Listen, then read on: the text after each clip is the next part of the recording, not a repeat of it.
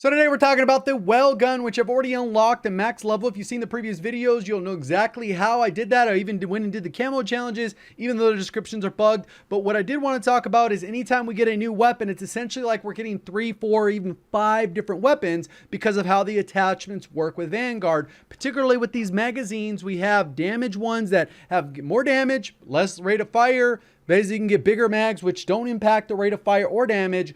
Or you can go ahead and increase the fire rate and then have a lower damage value. So that's essentially 3 right there. And then you can combine hollow point rounds, incendiary, and then you also have the different various barrels. For the main testing that I did, I specifically put everything with recoil booster because as an SMG, primarily you can sacrifice a little bit of recoil to have a faster TTK, and then we can go ahead and combine that with some of the barrels. Specifically, the one I wanted to focus on is the Gfuel short with and without, and see how that impacts the TTKs. So that's what we're going to go ahead and jump into now. So if you already have the spreadsheet pinned, you already saw the update on it, where I was able to include the different things. We got the Welgun 45 with the Gfuel barrel with the rapid fire or recoil booster. We also have the Welgun regular standard 9mm, whether you use the bigger mag or not, with the recoil booster. We also have the Welgun 9mm with the recoil booster with the Gfuel short. We also have the Welgun basically 45 with the recoil booster. And we go down here, we get the Gorenko, which kind of fails in both of these areas.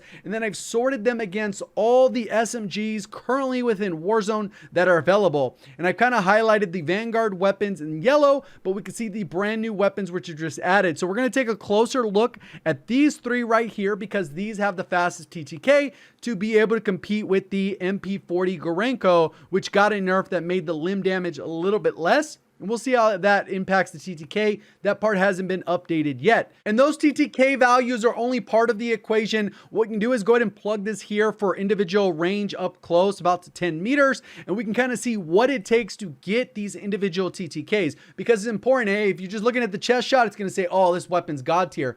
But if we go ahead and look over here, more than likely, if you just use the regular 9mm with the rapid fire without the Gfuel barrel or this barrel at all, you're going to end up needing 7 chest shots or 1 neck or 1 headshot to give it the 7-shot TTK, which is the 513, which is displayed there. So very unrealistic TTK. You're more than likely going to end up with a TTK right here of 606, which is still pretty good, reliable, fun, but you're really not going to get that reward of that competitive fast TTK unless you're getting neck and headshots with regularity. What we can look at here is the Welgun 45 with the recoil booster and the Gfuel short. You only need 2 chest shots to get a 500 TTK. Very reasonable. Out of a total of 7 shots, 2 to the chest. Very good. No matter where else you hit in the toe, you should be able to get that good TTK.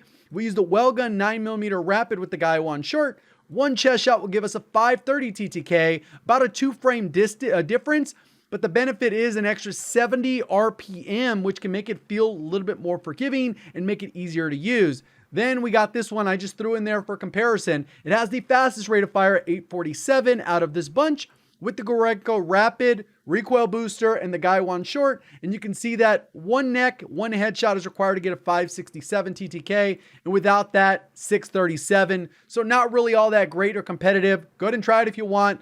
But the way to go is going to be one of these 2 on the left because of the consistency of the 1 chest shot or 2 chest shot, 1 neck or 1 headshot to get the 500 or 530 TTK. I think most people will probably gravitate towards the 9mm recoil booster and the Gfuel short. Obviously, there's other things we can test in max. This kind of gives you just a brief overview of where to start. Let's get into the class setup. Pretty much how I would build this gun out is go the recoil booster. We're going to use the Gfuel short.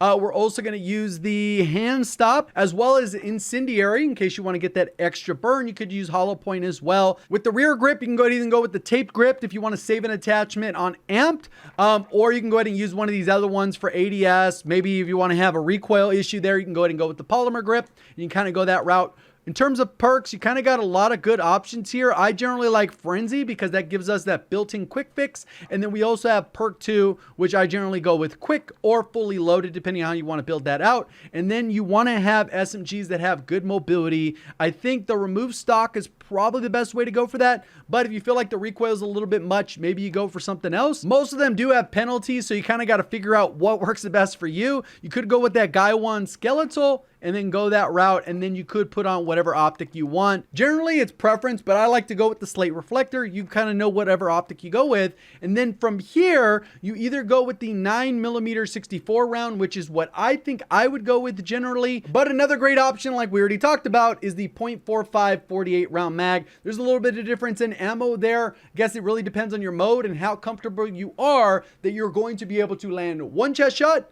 or two to get those faster TTKs. Quick, straightforward. As you saw, this is slightly better than the MP40 if you are landing those chest shots. If you enjoyed the video, hit the like button. If you're brand new, want to find your way back, subscribe with notifications on. Thank you for watching. As always, have a great day.